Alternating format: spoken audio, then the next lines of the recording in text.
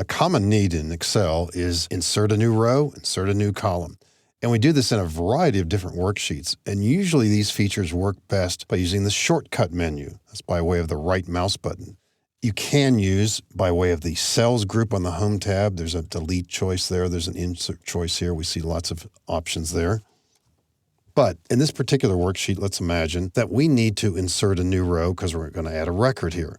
Now, the data is not sorted right now, but maybe we will sort it. We'll click in column B, and then from the Data tab, simply click AZ. We want to add a new admin training person here. So we can insert above row 5 here. So right-click row 5. You don't even have to select it first. And insert. Notice there's nothing behind that. We don't see any ellipses or 3 dots. What happens? We automatically insert a new row. Now, was that a good idea? As I zoom back a little bit, there's data off to the right. Now, no great harm yet. And in this particular example, that's okay. But maybe you really didn't want a new row there. So keep in mind that sometimes what you want to do is insert cells. Let me press Control-Z to undo this action. Back a few times. There we go. And zoom back. Now, had we known that or had we thought about it, that was not the best approach here. If we want to insert a new record here for an admin training person, we select the cells and then right-click. And make sure you right-click within the cells that have been highlighted. You don't want to right-click outside of this.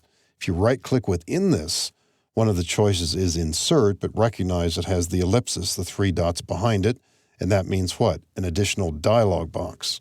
And so we can shift the cells down in this case. That will not disrupt the data to the right. And then we'll add our new information here.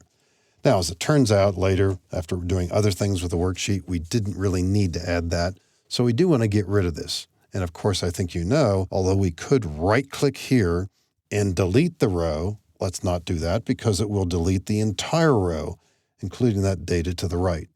And so if we want to delete, we simply want to delete only the cells in this case. Select these cells, right-click, and delete. And in this case, shift the cells up. Always give this a look. Occasionally, Excel misinterprets what you're trying to do. Click OK, and we see what's happening. It had no effect on the information to the right. So inserting and deleting columns and rows is best done with the right mouse button. And recognize that sometimes you will want to insert multiple columns. If we want a new column to the left of column C and also a new column to the left of column E, using the Control key, we will select those 2 columns and then right-click and insert. And we've got a column to the left of those 2 columns. Once again, at a later time after doing other things here and deciding against that, too late to do an undo, we could certainly select column C and with the Control key select column F and then right-click and delete those columns. If you simply want to move the columns around, you can drag them with the Shift key. If we want the benefits column to be to the left of column C, just select column D, drag this leftward with the Shift key. We simply move the data over there. Be sure to let go of the mouse first when you do that sort of thing. Now, there could be times also when you want to insert multiple rows. Maybe in this case here, we might want to insert rows between all of these. And if we were to highlight this and right-click and insert, we could shift the cells down, but this is going to cause something to happen that you wouldn't want. It's not critical, but it moves them all down. What if we wanted to do this for every row or every other row, but just within this data?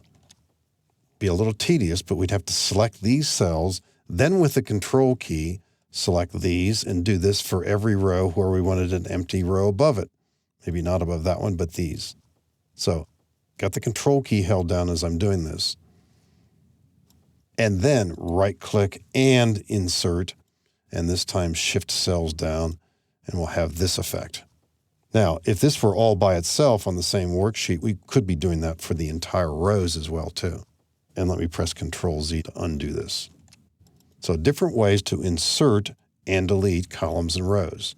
Now, you might want to insert a new worksheet, and a keystroke shortcut that's been around for quite a while is very effective. It's Shift F11.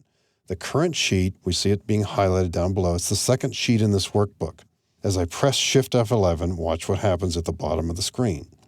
We've inserted a new sheet to the left of the sheet that had been active. Notice to the right, here's a plus. This will insert a new sheet to the right of the active cell. You can do it that way. And a third way, although not as efficient, if we want a new sheet to the left of this, we can right-click a sheet and choose Insert, but that takes longer because we then have to choose Worksheet and then OK, and we go to the new sheet to the left. So different ways to do this. Now, we can delete these sheets one by one. If you do try and delete a sheet that has data in it, for example, this one, if we right-click this sheet and proceed with delete, it says you can't undo deleting sheets, and you might be removing some data. If you don't need it, click delete. Well, we do need it, so let's do a cancel. For the others, of course, we might want to do that. And using the Control key, we can select these sheets we just created because we don't really need them. So click Sheet 2, for example, hold down the Control key, click Sheet 3, click Sheet 1. Then be sure you do the right-click on the sheet that is initially selected, Sheet 2, and then delete. And they're all gone.